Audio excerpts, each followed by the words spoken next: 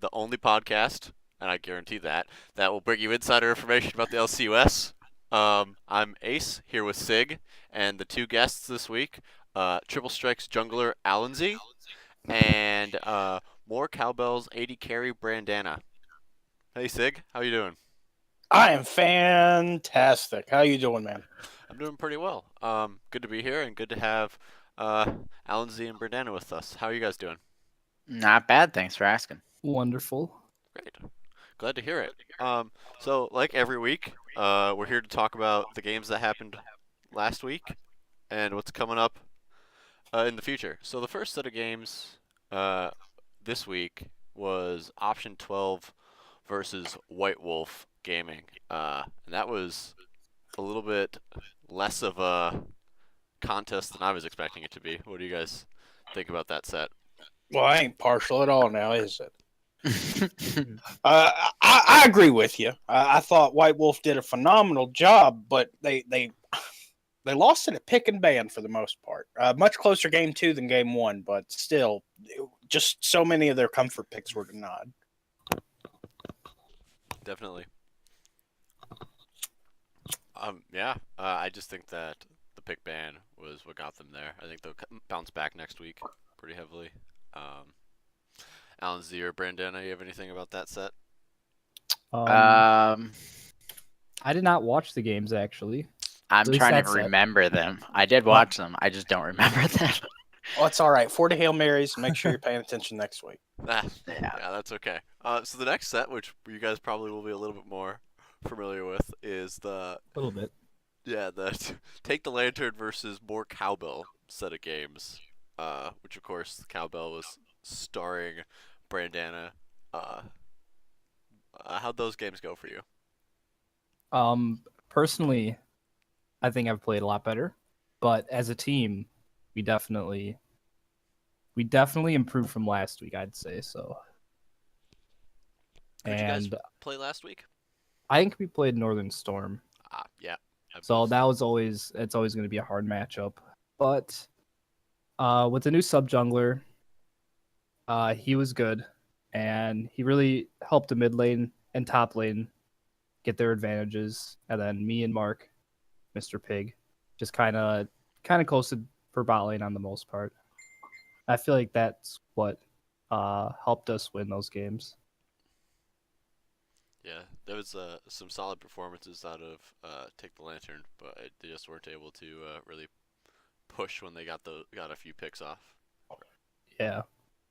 Yeah, definitely seemed that you guys out-rotated them very well. Yeah, and I think that's because of the jungler. He is a better shot caller for us overall. I think that's what we kind of lacked last week and even the previous weeks. Um, and Sig, what did you think about those games? I thought they were one heck of a throwdown. I really enjoyed seeing the teams play with something on the line. With this being this close to playoffs, they played like they meant it. Both teams did. So great job all around. Yeah, the Twitch chat was going crazy with especially during game one. That was an intense set. And then for the Triple Strike versus Northern Storm set, once again another 2-0. That's 2 weeks in a row that we've had 3 sets of 2-0s. Feels bad, man. Yeah, you guys had a really close second game there. How'd you guys almost take down the reigning champions from last split? Um, That's an awkward question if I ever heard one. Yeah. So tell me, what was the most uncomfortable part of losing? No, not so much as that. It's to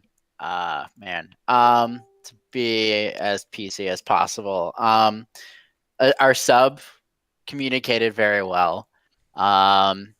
He I think he kind of went mentally toe to toe with Brad, which is saying something. Which is hard to do because Brad's a phenomenal top laner. Brad is shaking, not stirred. For those. Yes, shaken, not stirred. Yeah, sorry.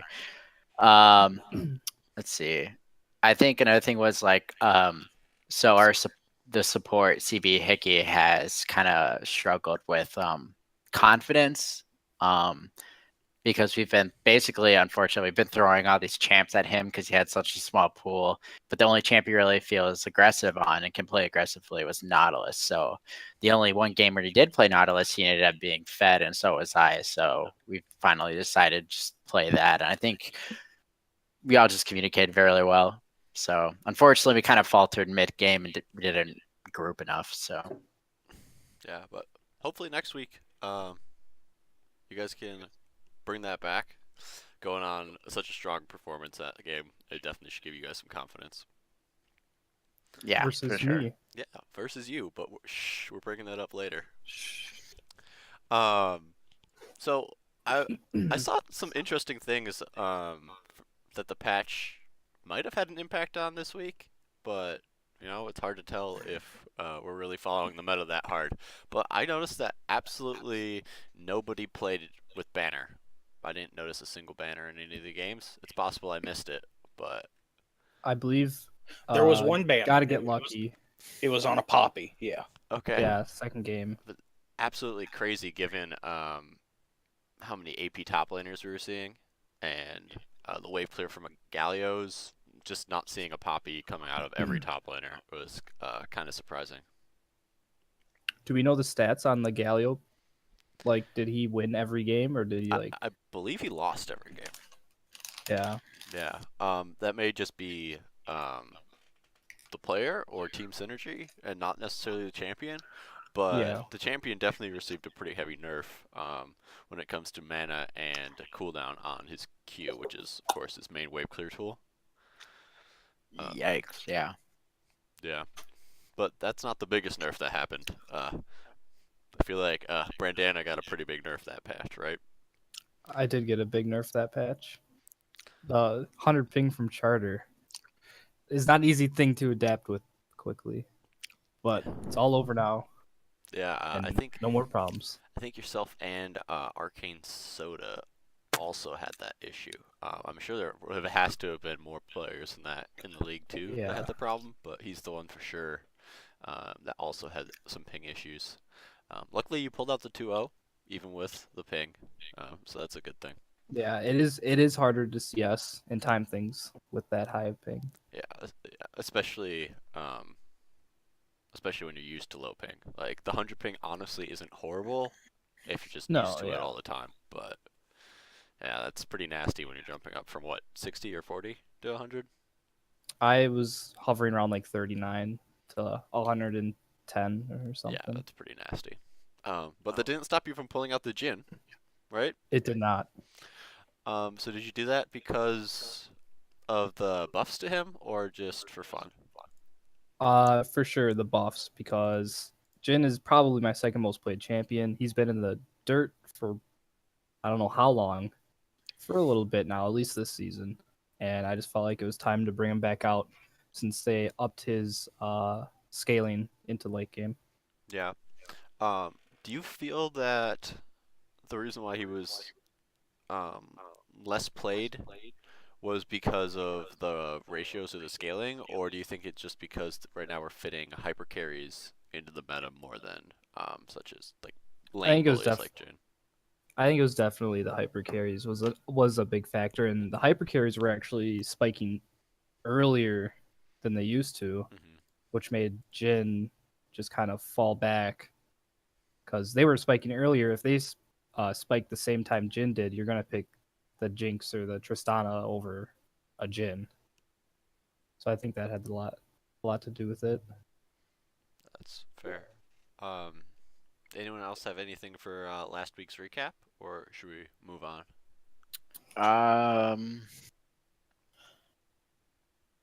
Trying to think. Nope. All right, we'll move on. 1 second for a message from our sponsors.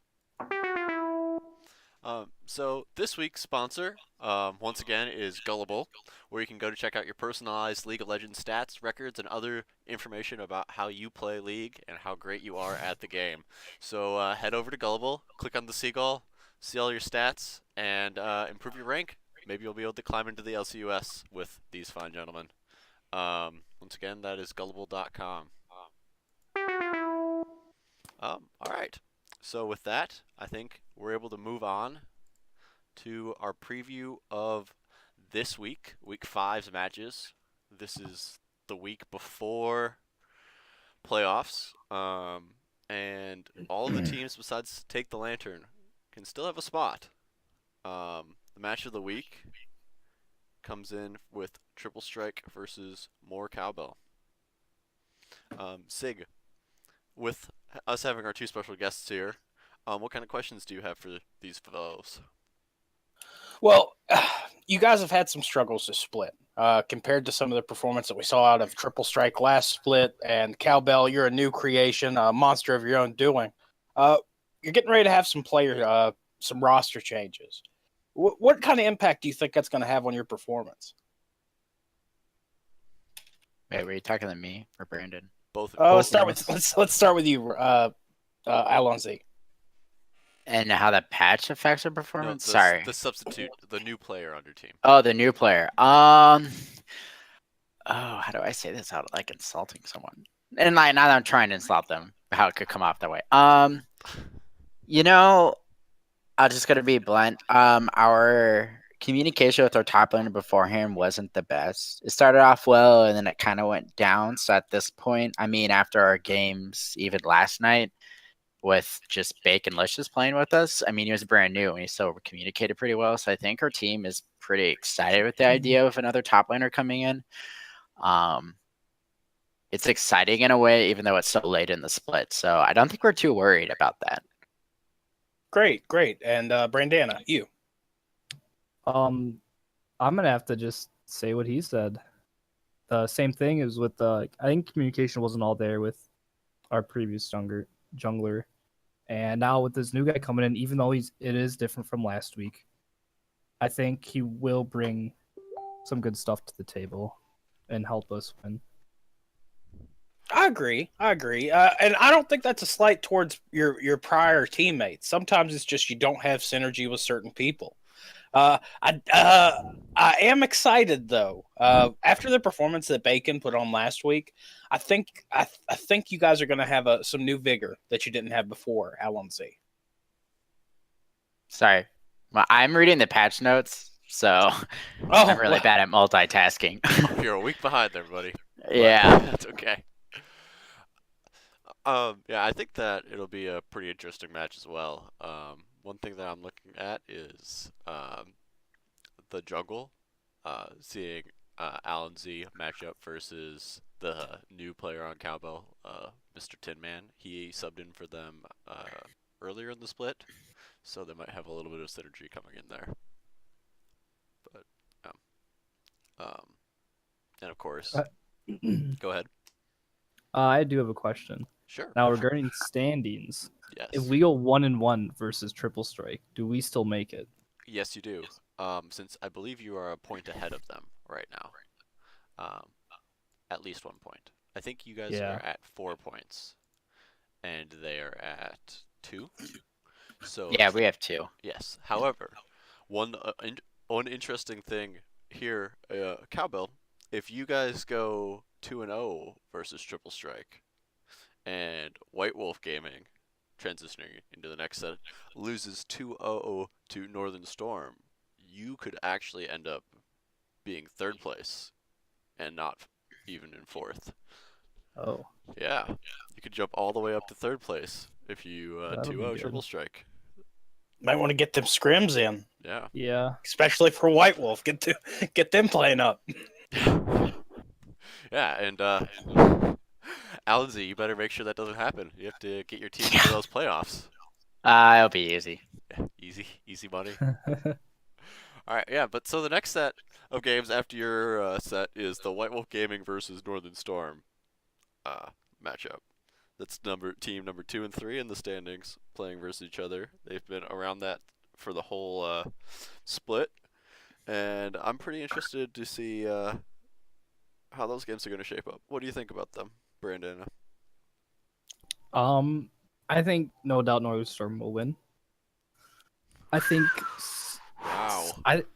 I think someone some needs to eyes. break up the fatly shaken domination. That is why just the early game. They're always.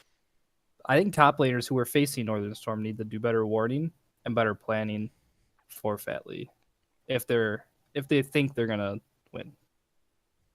Yeah, that's fair. You can see that they just camp that top lane in the early few levels and get shaken not stirred pretty far ahead. It's a nasty combination. It is, and the other thing that Northern Storm, if they do have a weakness, it's at Champ Select. They have 3 incredible carries on their team between Fat Lee, Infinite, who played last game as Sigtal Fizz, and Goonstomp. It's just difficult. You can't pressure one lane or try and get someone behind because the others just step right up. In White Wolf's favor, though, these guys are a comp building machine. I'm sure they could run anything and do very competently with it. Outside of a hiccup they had last week with that wonky comp that they had in game 2, they show incredible synergy. These guys have communication on the next level. Yeah, I definitely can agree with that. The team loves to play together. It's 4/5 of the team they had last split. White they Milk made it, Gaming. They almost made it to the finals through Triple Strike. But Rob, Allensy, what do you think about the Fat Lee Shaken duo? I hate them. No, I'm just kidding. I don't hate them. It's getting back into being a jungler after supporting for all of season 7 has been kind of rough. Especially with my favorite champ not doing so hot in the current meta. I mean, she has above 50% win rate, but I don't know. He's just like last game. I recall just just looking at the mini map, and one time Fat Lee would be top, and the next thing you know, he's bottom, and then he's mid, and then he's top again, and he's just everywhere so fast, and it's so annoying. And just he has this synergy with Brad where it's like RIP to the top laner, like they might as well just farm under turret, but they just have a really good synergy. So, and I don't know how you can break that up or stop it in champ select. Like we tried target banning the jungle and top, and it almost seemed to work second game, but Yeah, honestly, they're ascended. they're pretty good. I mean, they did lose 2-0 at the start of the split, but that's none of my business. Anyone else have anything about that set, or should we move on to the third set? Is the top lane matchup a problem in this league? Because is there anyone near Shaken? No, Like, no. I feel like that's one of the problems. Not a problem, but like struggles that other teams have. Yeah, I know there's at least 3 people that would love to say that they're close to that level. Previously, Great Beard of Odin, Gotta Get Lucky, and Prowler all feel like they're close, but it can just kind of be seen with that and with Fat Lee ganking so much top lane. It's kind of hard to tell if they are even close to that level. I just like to point out and say, I know this may be too much, but I'm willing and confident to say that Shaken Not Stirred is the top laner version of Faker in the LCUS. In the LCS. That's I'd have to agree. It's impossible. He is- He uses skins. And, But on the other hand, yeah, so. Yeah. Sigtao, you have anything to comment on that? I would go out of my way to compliment him some more, but I think you guys did a great job. The guy's boss hog at the top lane. You can't mess with him, and he's got an Olympic-sized champ pool to go with it, so it's just so difficult to play into him. All right. We'll move on to the third set. Option 12 versus Take the Lantern. This set doesn't have much effect on the playoffs, as Option 12 is in the playoffs and Take the Lantern is out of the playoffs. However, Option 12 could still drop to second place if they do not 2-0 and Northern Storm does end up 2-0ing White Wolf Gaming. Anyone have anything they want to talk about for this set of games? Well, I just want to point out that I mean, if you look at Northern Storm, they went 0-2 in the beginning of the season, and now they're definitely top tier. And then you look at I mean, I'm biased in this, but my games last night, we played absolutely awful in the first game due to several reasons. But then game 2, it's like we had a fire lit underneath us and we played really well. So I think it's like anything honestly is possible. Like we showed last night that Northern Storm could almost be dethroned, and someone could probably look at what we did and maybe improve upon it. So anything's possible. I agree. And with Menards and Huge on Take the Lantern, they're always going to be a threat. Five Loco and Toxic showed very strong performances over the past 2 weeks, but the highlight of the team is always going to be Huge and Menards. They've shown that they're able. They've shown that they're the powerhouses of their team. I wouldn't put it past them. I mean, Huge showed some very strong play on crap. What's that champ's name? It'll come to me. They're not important, but it was a strong performance. Yeah, definitely. And there's the AD carry rivalry in this match. Shaden and Menards, I believe, both know each other in real life. Neither of them are AD carry mains, and they get a matchup finally. So that'll be interesting. Get to see what sort of target bans they want to throw at each other, or if they just want to duke it out with the best champs. It'll be interesting to see. Brandana, you've played versus both of those AD carries. What do you think about them, and how do you think that matchup's going to go? I mean, they're both good. They're both up to par with me, even though we 2-0'd Take the Lantern. But it's hard to say. If they're both not ADC mains, I think it could go either way. Maybe depending on the support, who has better synergy, if the jungler's there. Yeah, I believe Angered Carrot will be back after his 2 Yeah, I didn't get to hiatus. face him, so that it might have gone even different for us if he was there. Yeah, he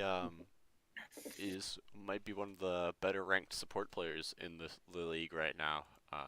So it'll be interesting to see if Option 12 can do much versus the full strength of Take the Lantern. Yeah, I could have very well been just feeding if he was there. I don't know. Yeah, well, you were able to dodge blitz hooks on Jin with 100 ping, so it's okay. I think it would have been fine. Anyone else have anything about this matchup, or should we move on to the Q&A? Q&A. Q&A it is. So I think we'll just start off. There's a question coming in. Is Kai'Sa really that bad? No. Okay. Why not, Rob? Well, I think the issue is when Riot first just gave you a look at her kit, they, without meaning to, they made it seem she was so AP based, and she is in a way that a lot of people built her in a way that they did that. But I think if you do the right build path, she isn't that bad. I mean, if you look back at when Bard was released, like nobody played him, and I think Riot buffed him 3 times before they ended up actually playing him. So I think people were just very underwhelmed at the onset, but after playing a couple of games with her, especially with Port Swimmer, I think she's got pretty good carry potential. It just I think she's basically, when people say she's like Vayne, it just takes her time to get off the ground, even though at the same time I would disagree that she's not as close to Vayne as people say she is. I agree. Do you think that's something that Port Swimmer might be pulling out in the LCOS next week, or maybe in the playoffs if you make it there? Possibly. He actually was really looking into Jin, but who knows? Port Swimmer kind of just plays anything on the fly with what he goes. So fair. Brendan, what are your thoughts on Kai'Sa? Well, I did go on a little killing spree today on Kai'Sa, and I think I found the niche that needs to be done with her. Everyone's so stuck on building Blade of the Rune King, which I thought it was going to be decent, but her damage doesn't spike early enough when you go that build, and then once you get there, you have damage, but it's just you don't have anything from early on, so you're never playing for really mod at that point. yeah, you're never really ahead. So I found something to go. I actually looked at some of the top tier challenger people and stuff, but Essence Reaver, Mhm. you build first. Then after your Essence Reaver, you either get boots and then you get another pickaxe to get your Q upgrade right away. That adds a lot of damage to your early game kit. You get that around level 12, a level 11, 13 maybe if you're a little behind. And then you build like you would like Zaya or something. Now, if the team is tanky, you turn that extra pickaxe you bought into Rage Blade, and that's for like tanky teams. So there's a little adaptation there, but because like looking back at my games today, I went 14 and 8, 12 and 11, 11 and 3, and 12 and 0, and that was all on that build. So I wrote that question before I started playing today, and is she really that bad? I think not. Yeah, I don't think she's horrible. I definitely agree with you that it's the build that's screwing up most people. They were looking at the Bork, and they should be building her when she's playing AD carry at least, like an AD carry. That's why you're Yeah. playing the role.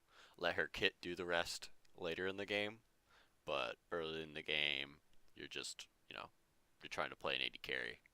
I also think the off roles are kind of viable. I think mid lane's probably the least viable of the roles. You might be able to pick it into anything you'd pick Lucian into, Yeah.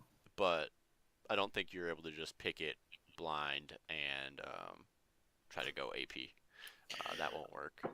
But Well, jungle, I think jungle is gonna work pretty well for her too, much like a Twitch or a Ezreal joins. But It can, yeah. only Her time will W tell. does a lot of damage level 1, if no one's noticed that. It does over 100. Kaisa? Yeah, Yeah. it's like a Jinx W almost. I, my problem with Kaisa is if there's She no such doesn't thing as a drink bad chick. sweet tea. Well, that'd be a start.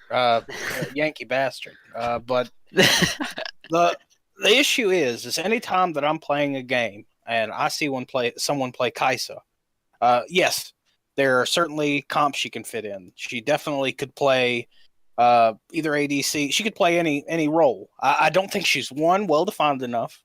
Two, if we look at good and bad as a spectrum, putting her toe to toe with anyone else in a similar position, if you were to pick her, like if she doesn't kick off till mid to late game, there are 4 other ADCs that I'd rather see in my comp that are going to go off much more efficiently and probably a little earlier. I don't think that she's. Never get excited. I would much rather see. I'd rather see a Vayne, to be frank. And I do agree with a lot of the comparisons people make to Vayne with Kaisa. So, just there are other champs that are better at what she could do. Definitely. One thing that I think that you could fit into is if you don't really trust your team very much and they're playing super aggressive champions, you can kind of use her to cover up bad positioning if you have to run away from a part of the fight. And once again, you just pretend you're playing her like Vayne. You have to run away from the fight, and then your Galio in the back line gets a knock up. You can just dash over there and pick off the AD carry, or whoever he knocked up. But otherwise, no, I completely agree with that. Okay. Next question. Yeah. Yes. Who was the most broken champion upon release? Yeah, so Yasuo. Mhm. Interesting. I don't I'm behind remember. I honestly don't remember Yasuo when he came out. it's literally when I first started. And I just remember playing with you, Jared, back when Brad and I used to rock the Galio Ash bot lane. Old Galio. But yeah, no, he was insane. Just the ability to dash through so many dimensions and catch you. There was just no escape. It was awful. And the worst part is even if we compare it to champions that people have called OP in more recent releases, like Zoe, there was still a mechanical aspect that was a hard limiter to how well it could perform. When Yasuo came out, there was no hard limit. Land your knock up, hit R, win game. It was just it. Yeah, and then when you get someone like someone with the mechanics that say Spencer has with Zoe, and you put that into the hands and put that kind of mechanics into someone who plays or remains Yasuo when it came out, it was an ADC's worst nightmare. I mean, there was no escape. The wind ball screwed you. It was just terrifying. Still screws me. Yeah, I agreed. think it screws everyone. Yeah, I don't think it was. I agree, it's awful, and it's still awful. But Xin Zhao back in the day was pretty ridiculous. He was released back when there wasn't a really defined meta, and he could just go into any lane and just wreck your life. Is that when you could stack Bloodthirsters? Yes, that was also back when you could stack Bloodthirsters. Ah.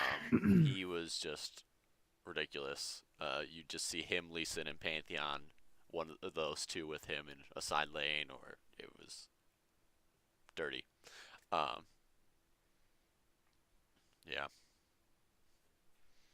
hard to tell. Yeah. Yeah, looking at the releases of champions over the past, say, 3 years, no, I don't think anyone really scaled to that. Alawi was pretty boss when she came out. Oh yeah, German dungeon porn. That was terrifying. I'm still have to go with my pick. Actually, I started playing when Lissandra was released. I remember that the first time I played League, there was that Ice Witch on the cover, and I think till this day, I played Tom right when he was released. Played him Tom Jungle. Only reason I got from Gold 5 to Plat 5. I had like You a know- 70% win rate. I think it was secretly broken, just no one knew about it. You know, going off of that, what I miss, I wish I'd been ranked at the time, was when Pharaoh Flame was released, and you know, you get that with Shyvana, and you just ate everyone. I just remember sending a Snapchat or a photo to Jared of just me scrolling through my match history, and it was like wins on wins on wins, but I was like level 20 at the time.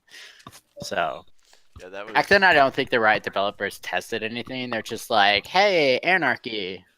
Just throw it out. Yeah, it was a little bit the Wild West back then. They're a little bit less safe team play and a little bit more solo carrying. The going Feral Flare, Bork, and Triforce on Shyvana and Jax was Oh, yeah, Jax. just solo carry.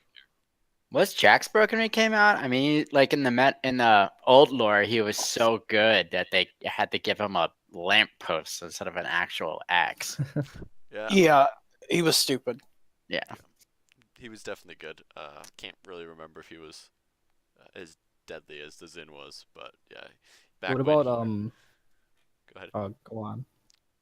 Back when he would get bonus armor, magic resistance, and health, I think, or at Yeah. least 2 of those from just building damage. I think it was. Yeah, that Mm. was pretty dirty. But the sound of him hitting a turret is still like the best sound in League.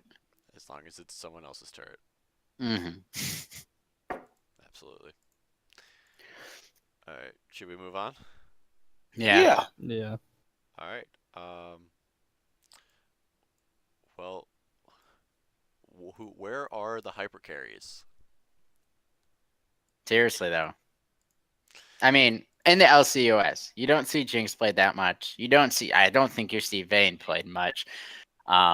Is it because, to quote Forgiven back in season 5, you get effing effed in lane? Or is it just, I mean, I think she's pretty good right now, and I don't think Jinx is, but I think I don't know if it's due to the fact that people are so afraid that they're going to get jumped on that Jinx just doesn't seem liable, even with the buff to her E. But I agree, but I think it also has a lot to do with how LCUS players play. Just in the ADC role with constant picks like Varus and Xayah, it's high burst champs, and that really doesn't fit with the hyper carry, which goes off mid to late game. People really like early aggression. It's just a theme for all of our players. What do you think, Brandana? Personally, I have played Vayne and Jinx recently. I think I played Vayne week 1. I played maybe Jinx week 1 too. I think I played them both week 1 actually. And I think it's just a matter of surviving game and not getting too much attention until the enemy team really is like, oh crap, Jinx didn't do anything all game, and now she's got that Hurricane and Rockets. double attack speed item, IE, and it's like, well. But yeah, it is a lot about early game still in the LC US, which is and Riot did just nerf a lot of the hyper carries. It's like Twitch, Tristana, and since they're going out, I think like Varus is still going to be played, and I think Jhin will come back, and then that's why Caitlyn's strong too. So I think there's just better options throughout the majority of the game. Agreed. All right. What question coming in from Facebook? What two players have synergized the best in the LCUS? Mr. Pig and Brandana. I think their top pick. I think Shaken Out Stern and Fat Lee I would second that one. Yeah. are a good one. Trying to think of other dynamic duos. Obviously, voting for myself. Well, both of those have the benefit of 2 splits under their belt. They've had time to build that synergy, and it's just shown. Mm-hmm. I'm gonna go with Ace and Lux is the best. Oh, no, players, not duo. Excuse me. Yeah, no, I would go with Fat Lee and Shaken for sure. No feelings harmed. That's okay. Special Snowflake. So, another question from Facebook. To quote, Riot has simply made tanks the pretty much only option in the top lane to avoid dealing with damage or balance issues, let's say. Is the tank meta the best for the game, or should Riot actually take time to figure out how to make all the roles balanced in the top lane? I think it's a hidden cancer that Riot doesn't realize yet, or a hidden issue that they haven't realized yet. Ever since it like Cinderholt came out, I don't know if Riot just likes the idea of just a hulking champion like, you know, Malphite or the Ent, whose name I don't remember for some reason. Okay. Ivern. Yeah. Two Maokai. Iverns. Yeah.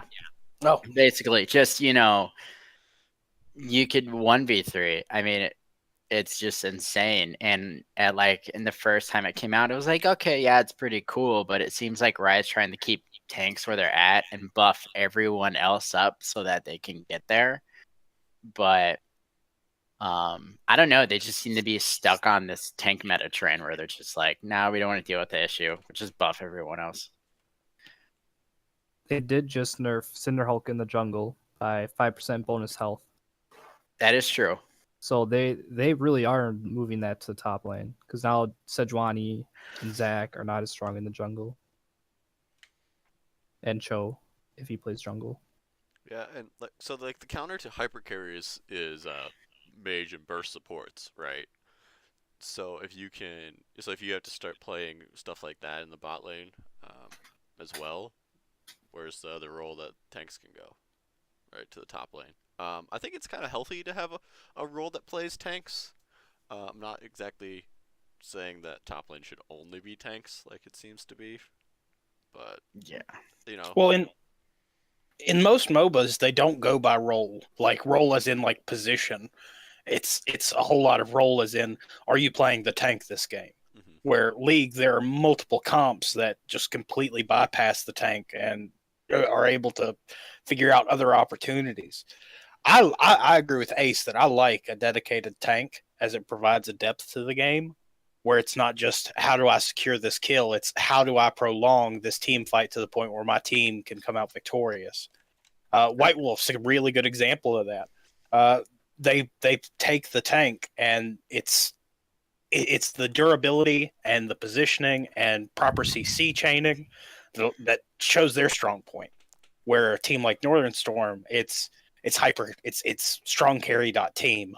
I like the tank meta. I didn't like it back when it was like Alon Z said, where it was 1v3 and you couldn't do anything against the tank. And something does need to be done, but I like tanks. I like having them in the game. Not in support, though. I mean, to go argue against that, I would say something I've noticed in the LCUS is that you'll get a tank top laner, a tank support, because caster supports aren't really meta, it seems to be anymore, as much as they were last season. And then a tank jungle, and that's your front line. And it's almost impossible to get through it. And that's where I think even when like assassins come in, when during the assassin meta, I mean, it sucked when they blew someone up, but it was more of like, okay, you blow up the ADC and then the team, like, it's like, all right, crap, we defend, and then the other team rotates somewhere. But like now it's almost impossible to get to the carries because they just sit in the back and auto, which granted is what an AD is supposed to do, but how is an assassin supposed to thrive off of that? And that's going off of me, and I don't even play assassins, so I agree, and I'm not going to disagree with you on your logistics, but I'll point out that right now the meta doesn't favor assassins, and I think that this was a poignant decision by League, as we had such a long time with the assassin meta, that this mage meta that's predominant in the mid lane, it was a decided choice in how Riot wanted us to experience their game. Yeah, and screw them for that. All right. yeah, exactly. I think Dirty we have time communists. for maybe one or two more questions. So shot calling in solo queue is as much about decision making as it is about earning respect to four people you've never interacted with and are probably below average intelligence. What is the best way to get people on board with your calls in solo queue? Anybody have any good ideas or figure out that Spam ping. spam ping? That's what I do. People aren't listening. Just gotta get their attention. Obviously, it doesn't work when you're like 0-5, but I don't know. Usually, I feel like in solo queue, whoever's usually doing the best and or the jungler is usually trying to shot call. So Yeah. everyone's rotating around and like listening to whoever has maybe the most gold or is doing the best. I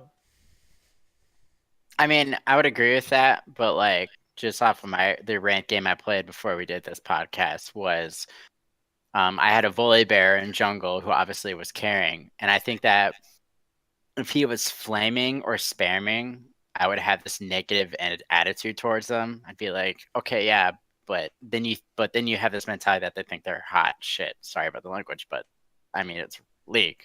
That's what the community is. But instead, he was kind of like, hey guys, like we should probably go to Dragon. He would like ping it a couple of times and say, please come. I mean, I think you're a lot more open to ideas when they're not like shoving them down your throat when you don't want them, as opposed to just like, even if they're really good at the game, the fact that they're being jerks about it doesn't help.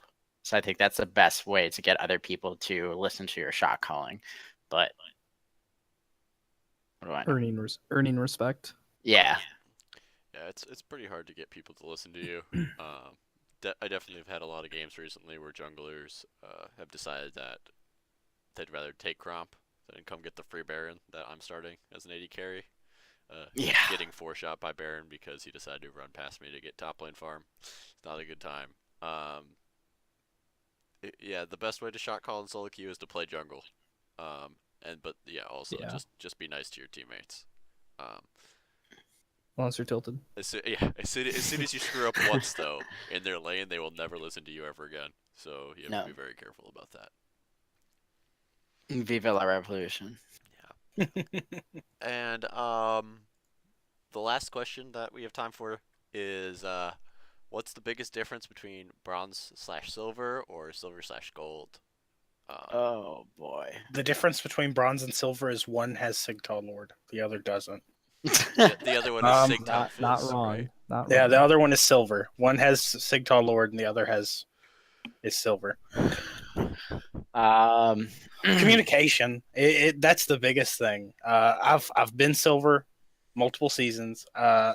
Started off bronze this season and last season, and there's just no real sense of direction. It's whoever can get kills and happens to take an objective at the same time gets ahead and continues forward.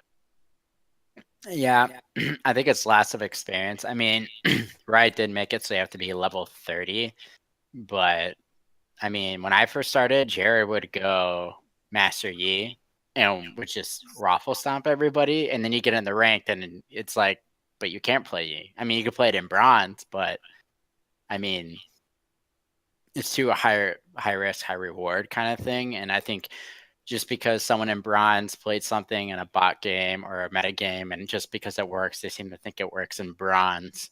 Or there's also the Shaco syndrome that happens, or they end up like when Cloud9 Balls used to play top and he went Rammus top, and then everybody in bronze and silver were like, Rammus top works. And it's like, no, just because the pros play it doesn't mean you can play it. Those are two opposing things. But I agree, and the worst part is it doesn't work in favor of players either. When a pro makes a solid pick, it gets ignored. Like when Elimination picked up Nautilus as support, it took forever for people to get behind that. yeah, And that was just a solid call. He was underutilized in that role, and nobody would go to it. I still don't see it as much as I'd like. Yep, I agree.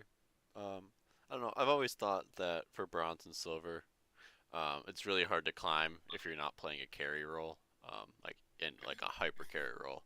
If you're playing mid lane and you're playing Malzahar and Morgana, you're not going to be able to climb as fast as if you were jungling as playing Yi or AD carry playing as Jinx, assuming that you're good at the champion, of course. That's not to say that people in those elos are bad, but like if you just get placed down there and your playstyle doesn't fit, people running around with their heads cut off, Yeah. it's going to be a bad time. And Yeah. that's the. Oh, go ahead. I mean, I was going to agree with that. I mean, in bronze, a lot of people don't know about positioning where you should stay. So if you're playing like a carry role, especially as like an AD carry, I mean, they're any champion on the opposing team is probably just going to Leroy Jenkins it and just run down mid. And then as an ADC, like you could just pick them off before they come at you, and it's just a lot easier. Whereas if you're a support, it's like, why is my Tristana building Luden's Echo? What do you think, Brandano? I'm just gonna run through all of them. Well, not all of them, but most of the situations.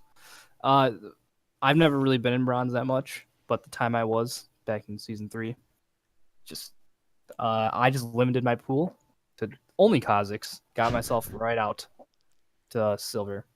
But I think the difference between silver and gold is understanding champions and what they do and how to abuse that with the champion. It's a lot to know. That's why League is so hard. Is that there's just so many different things that can happen in one match. And that's how you react to it. And if you want to get from silver to gold, there's one thing I do tell people is that get good at CSing, because that will always help you. That's how you get gold. You can't get kills all the time, so you need to be good at CSing. And is to react to situations and don't pre-react, or just don't act before they happen. I think that's what a lot of lower elo players do wrong. And then I'm adding gold to plat in there because I know there's some people in plat and a lot of people in gold. Is that I think managing the CS and trades, and another big jump from gold to plat is just the mechanical skills. That's what gets you kind of to the next step. I'd like to put forth a vote and start calling Brandana either Uncle Brandana or Grandfather Brandana for his advice. I like grandfather. Brandano? I do know a lot. I've been through bronze through plat, hopefully diamond in this season. So I've never been to bronze, been a actually, journey. so I have no idea what that's like. It just Well, don't y'all just live a gifted life? It's because we don't drink sweet tea. It's probably the most interesting point out of everything that was said by the last two people, by Alonzi and Brandana, is that's the catch-22 of lower ELOs. You had pointed out, Ace, that you have such a hard time if you don't play one of those carries or hyper carries climbing out.